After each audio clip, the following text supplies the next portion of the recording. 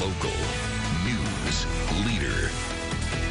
Voted best newscast by the Louisiana Association of Broadcasters. This is NBC 10 News at 10.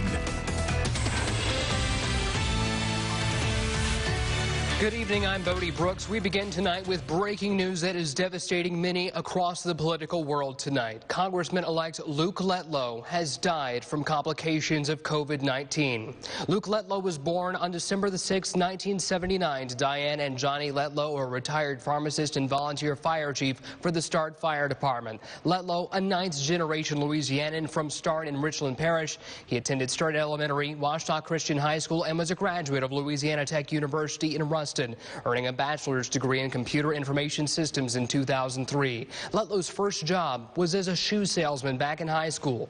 A lifelong Republican, Letlow has served most recently as chief of staff for Congressman Ralph Abraham throughout his career in Congress since 2014. Letlow previously served as special assistant to Governor Bobby Jindal from 2008 to 2010, as well as district director in Louisiana's 1st congressional district from 2004 to 2007. Letlow had also worked in the private sector in Shreveport and in Denver, Colorado. Letlow served as a board member for the Richland Parish Chamber and as Richland Parish chairman for the Love Life Vote Yes campaign. He was also an elected delegate to the Republican National Convention in 2016 and 2020. On December 19th, Letlow had announced that he had tested positive for coronavirus. He is survived by Dr. Julia Barnhill Letlow, a University of Louisiana at Monroe graduate, and his 2 children. Letlow was 41 years old.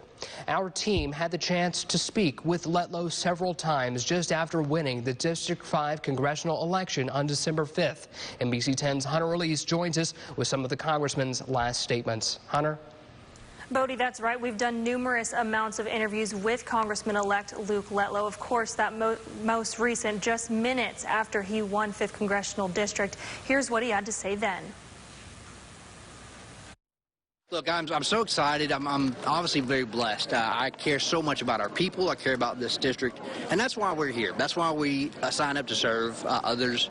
You know, we won't always have the answers, but we know that if we listen and we're genuine with people and authentic, just as my boss Ralph Abraham was, that we can move this district forward. Our passion is so strong to make a difference, and I'm just blessed again that the voters came out today and showed me their confidence. And you know, what do you want to say to people at home who voted for you and put their faith in you? Well, again, just so thankful for the people who put their trust in me and Julia, obviously, to serve them in Congress. So I want to say thank you. You know, I obviously had support come from opponents that didn't make the runoff, and I'm very grateful for that. They, you know, met with me and I listened to their ideas, and they had some great suggestions. Again, they're supporters as well. I appreciate them giving me the chance to earn their vote in the 2nd round. I promise that I will give everyone equal attention and represent all of the people in this district. Awesome. And you know, what is one of the main things or the first thing you're going to focus on the moment you're sworn in? We've got to get our economy back open. Obviously, people are hurting with the COVID, and they've had, you know, significant challenges. We got to make sure that not only the COVID, in terms of the healthcare disaster we've dealt with, but also the economic disaster that we were faced with. We've got to make sure we get people that they're in a comfortable place to move forward. Beyond that, obviously, we have great needs. You know, we've got some of the highest poverty in the country. We've got infrastructure needs, and I will work with anyone, anywhere that will help this district move forward. Awesome, perfect. And you know, this is a new spot for you, so what's it going to be like walking the halls of Congress and being able to take all that in? You know, obviously, again, it's an honor. I've always looked up to those I've worked with, obviously Congressman Abraham. But you know what? At the end of the day, I'm going to be authentic, and I'm just going to be Luke. Awesome, perfect. And you know, what is it like seeing your husband being able to achieve this and being able to support him in this? I'm so proud of him. There's nothing sweeter than seeing your partner go for his dreams, and I could not be prouder tonight. Thanks. Awesome, perfect. Is there anything else y'all would like to add? Just thank you, and I want to thank, obviously, Congressman Graves. He was especially helpful to me, as well as all the sheriffs and law enforcement, just everyone. Again, people who may have had different beliefs in me, so important that we come together and unify to move forward. And I want to say, finally, I want to say thank you to my opponent. You know, I know campaigns are not fun. They're not always pretty to watch, but it takes a lot to sign up and put your name on the ballot. And I look forward to working with Lance Harris in the future to move this district as well. And here is another interview we did with Luke Letlow where he talked about exactly what he was going to do the minute he made it to Washington. Well, I'm going to, again, be able to hit the ground running. So much of what Congressman Abraham already had in place is going to be great in terms of moving forward. Our staff largely remains intact that we had before. But I'm also going to focus on, how do I make sure I'm well positioned to be able to get on a good committee that impacts this district. Already making phone calls to do that, to get on the radar of some of these other members of Congress who are in leadership. And I want my time to count. If I'm going to go in every week to Washington, D.C. and represent this district, I'm not going there to get the headlines or the sound bites. I want results. That's why I'm doing this. Awesome, perfect. And what is one thing that you just really want to focus on and just you're determined to do when you're in office? Right. So our rural communities all over this district, they're hurting. One, obviously their infrastructure is crumbling, and two, their sales tax revenues or whatever just aren't meeting their needs. So we've got to make sure that from the federal government, we can at least help these communities, whether it be small USDA loans or other sort of investments like that. We got such good people here. If we can invest in our infrastructure, rural broadband, actually get these communities connected to the world, we can do anything we want. And statements are pouring in from all over the political spectrum from those who knew and worked with Congressman Letlow. Senator Bill Cassidy releasing this video statement on Twitter. Take a look.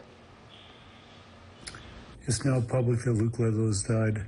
The young man recently elected to represent Louisiana's 5th Congressional District, leaving behind a beautiful wife, a widow, 2 young children. Remember them all in your prayers. Just brings home COVID can kill. Most folks it doesn't, but it truly can. So as you remember Luke, his widow, his children in your prayers, remember as well to be careful with COVID.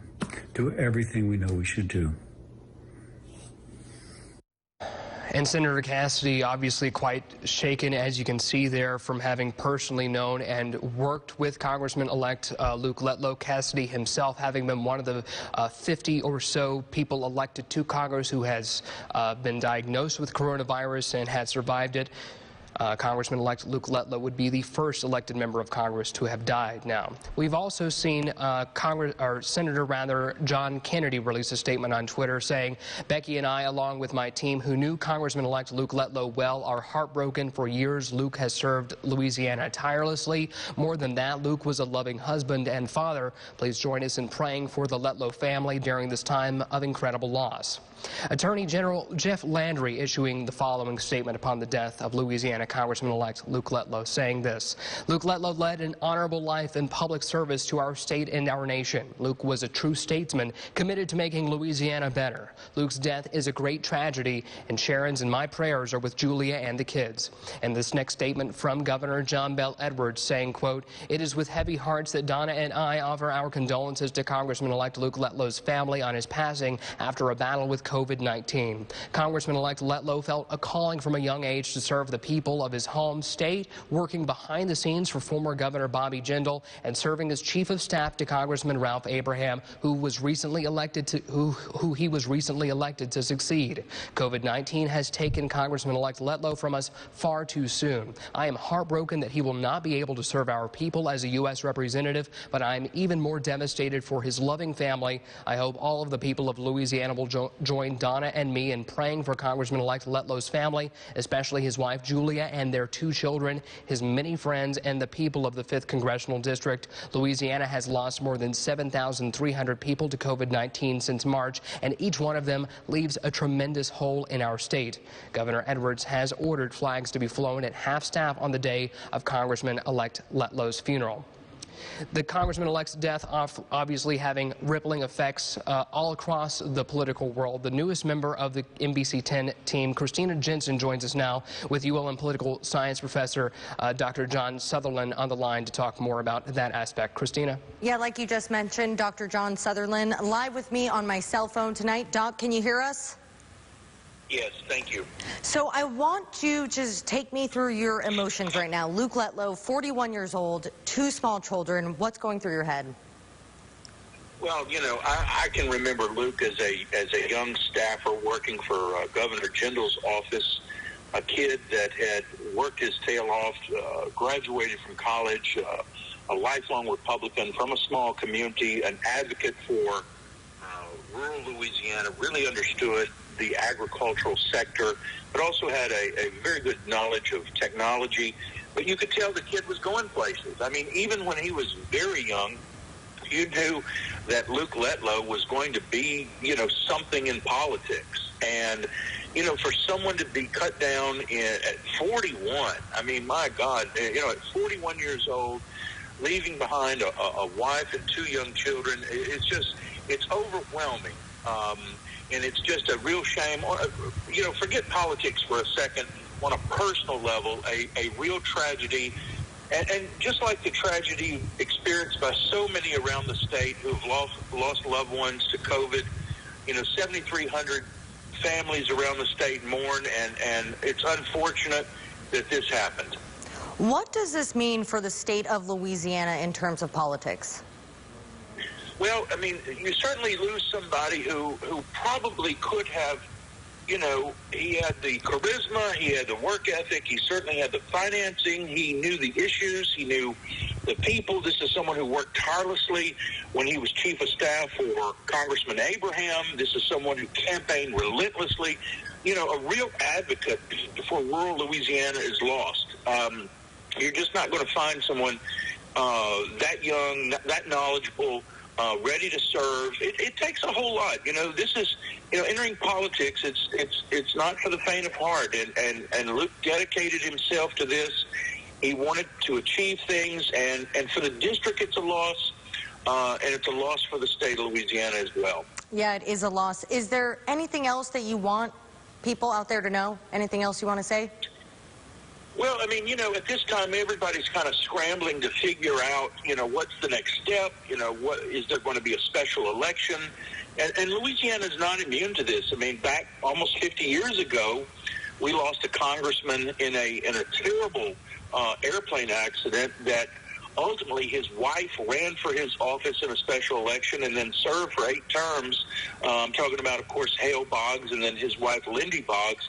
But right now, I just remind people, in politics, we often battle and scrap and fight. And right now, don't forget the human side of this. You've got a young wife and 2 small children that are really grieving right now.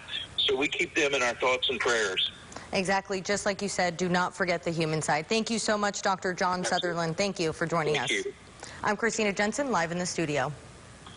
All right, Christina, thank you. And I couldn't have really said it better myself, remembering the human side of this. Of course, there are so many questions as to the future politically of what this death means, whether there will be a special election or not. But tonight, this news, all of us still processing it, and many of these answers we may not have until sometime tomorrow or even later in the week. We've received some additional statements from many others in the political world regarding the Congressman-elect's death. We'll get to more of those following the break as we continue to follow this developing news story on the death of Congressman-elect Luke Letlow. We'll be right back.